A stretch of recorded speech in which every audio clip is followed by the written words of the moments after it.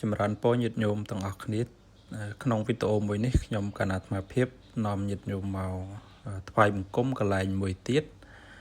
ញាតិញោមឃើញទីទួលកន្លែងនេះប្រហែលជាញាតិញោមស្គាល់ហើយថាជាកន្លែងអីបងអ្នកធ្លាប់មកឥណ្ឌាណាបងនៅក្នុងទីកន្លែងនេះជាទីកន្លែងដែលព្រះសម្មាសម្ពុទ្ធព្រះអង្គសម្ដែងយមកបដិហានៅក្រុងសាវត្ថីបងមុននឹងព្រះអង្គយាងទៅកាន់ឋានទេវលោកប្រោះពុទ្ធមេត្តាគឺព្រះអង្គទ្រង់សម្ដែងយមកបដិហាចាញ់ពួកនិក្រុននៅក្រុងសាវត្ថីនេះឯងបងហើយមានរឿងរ៉ាវអស្ចារ្យជាច្រើនណាស់តម្រាំនឹងមកដល់ទីកន្លែងនេះគឺដំបូងឡើយតាក់ទងនឹងនគររាជក្រឹសឯណោះទេញាតិញោមរឿងសាវករបស់ព្រះអង្គសម្ដែងរិទ្ធដើម្បីយកនៅបាតពួកក្លឹមច័ន្ទដែលរាជកហសេដ្ឋីបានស្វែងរកនៅព្រះរហន្តណាបងហើយរាជកហសេដ្ឋីហ្នឹងគាត់មិនមែនជាបុគ្គលមិច្ឆាទិដ្ឋិហើយក៏សមាទិដ្ឋិដែរគាត់ធ្វើចង់ដឹងថាមានព្រះរហន្តអីយ៉ាងណាមែនឬក៏អត់ចឹងណាបងហើយបានព្រះបណ្ឌោលភិរិទ្ធវិជ្ជៈហើយនឹងព្រះមហាមោគលានហ្នឹងក៏លោកបានឲ្យព្រះបណ្ឌោលភិរិទ្ធវិជ្ជៈហ្នឹងហោះទៅយកបាតពោក្លឹមច័ន្ទហ្នឹងបានមានរឿងរ៉ាវចម្រូងចម្រាសជាមួយនឹងពួកនិក្រុនហ្នឹងតាំងពីរាជក្រឹសនឹងមករហូតព្រះអង្គបញ្ញត្តិមិនឲ្យមានការសម្ដែងរិទ្ធអីជាគុណធម៌ដ៏ខ្ពង់ខ្ពស់អីចឹងណាបងហើយរហូតដល់មានរឿងរ៉ាវជាច្រើនតាក់ទងនឹងពួកនិក្រុនឬព្រះអង្គបញ្ញត្តិមកឲ្យសាវកសម្ដែងរិទ្ធដើម្បីយកនៅបាតពោក្លឹមច័ន្ទនឹងព្រះអង្គបញ្ញត្តិឲ្យសម្ដែងរិទ្ធហ្នឹងគឺ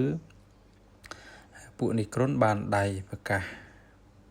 ថានឹងធ្វើបដិហាជាមួយនឹងព្រះពុទ្ធណាបងហើយញាតិញោមក៏ដឹងហើយថាសិក្ខាបទវិន័យដែលព្រះអង្គបញ្ញត្តិគឺសម្រាប់សាវកទាំងឡាយបងចឹងទៅក៏រឿងរ៉ាវហ្នឹងវាធ្លាយមកដល់ខាងក្រុងសាវត្ថីនេះបងមានហេតុអស្ចារ្យអីជាច្រើនណាស់ញាតិញោមចង់ជ្រាបជាក់ច្បាស់អីយ៉ាងណាក្នុងវីដេអូនេះមិនបានប្រាប់ញាតិញោមឲ្យអស់ទេញាតិញោមចង់ច្បាស់ញាតិញោមសិក្សាមើលនៅក្នុងពុទ្ធវគ្គបងនៅក្នុងធម្មបទណាបងណារឿងរ៉ាវហ្នឹងគួរជាទីជ្រះថ្លាណាស់ញាតិញោមបងណាញាតិញោមចាំសិក្សាបន្ថែមទៀតបងហើយនេះវីដេអូនេះអាត្មាមិនបានដាក់សំឡេងមកអស់ទេមិនបានរៀបរាប់ឲ្យពឹសស្ដារទេដោយសារវីដេអូនេះខ្លីអញ្ចឹងញាតិញោមទស្សនានៅសកម្មភាពនៃការបូជារបស់ពុទ្ធបរិស័ទមានប្រសង់ដូចជាញាតិញោមទាំងអស់គ្នានៅខាងលើនឹងតែម្ដងបងហើយយើងឈរយើងបូជានេះគឺនៅកំពូលញាតិញោមណាព្រោះយើងឡើងមកបូជាគ្រឿងក្អូបមានផ្កាស្រស់អីជាដើមនេះបូជាចំពោះទីកន្លែងដែលព្រះអង្គសម្ដែងយមកបដិហាគឺអស្ចារ្យជាច្រើនណាស់ញាតិញោមបងអញ្ចឹងញាតិញោមទស្សនាមើលនៅសកម្មភាពនៃការបូជានៅគ្រឿងអាមិសបូជាចំពោះគុណរបស់ព្រះសម្មាសម្ពុទ្ធនៅទីកន្លែងនេះហើយបន្តិចទៀតនេះយើងនឹងបាននមស្ការនឹករលឹកដល់គុណរបស់ព្រះសម្មាសម្ពុទ្ធនៅខាងលើហ្នឹងបង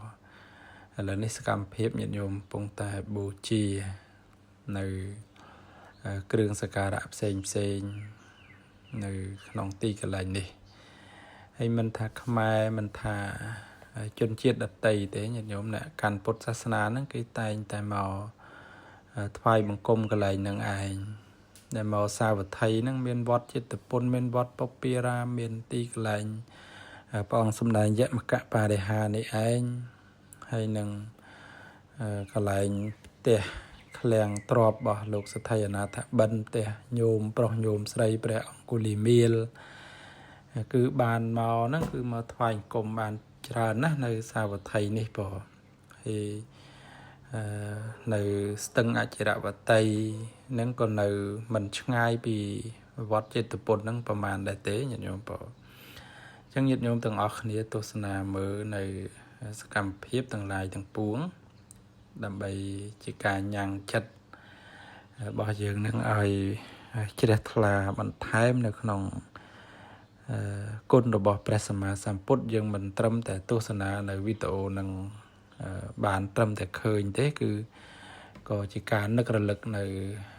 បុណ្យដែលបានធ្វើហើយអបរចេតនាបងយើងនឹករលឹកបុណ្យចាស់នឹករលឹកបុណ្យកុសលរបស់យើងក៏ជាភាវនាមយៈបុណ្យមួយដែរណាញាតិញោមបងអញ្ចឹងយើងតាំងចិត្តនឹករលឹកគុណព្រះអង្គមានក្រុមផ្សេងទៀតក៏គេមកដែរញាតិញោមបងក្រុមប្រមាណក្រុមត្រូវឡើងមកថ្វាយអង្គមដែរមានទាំងខាងចិនហ្នឹងក៏មកថ្វាយអង្គមដល់ហ្នឹងហើយបើប្រសង់ឥណ្ឌាលោកអចិន្ត្រៃយ៍នៅលើនឹងតែម្ដង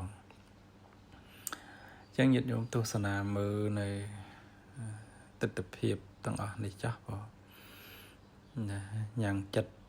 ជ្រះថ្លាផងណាញាតិញោមណាបងកន្លែងនេះកន្លែងព្រះអង្គសម្ដែងយមកបដិហា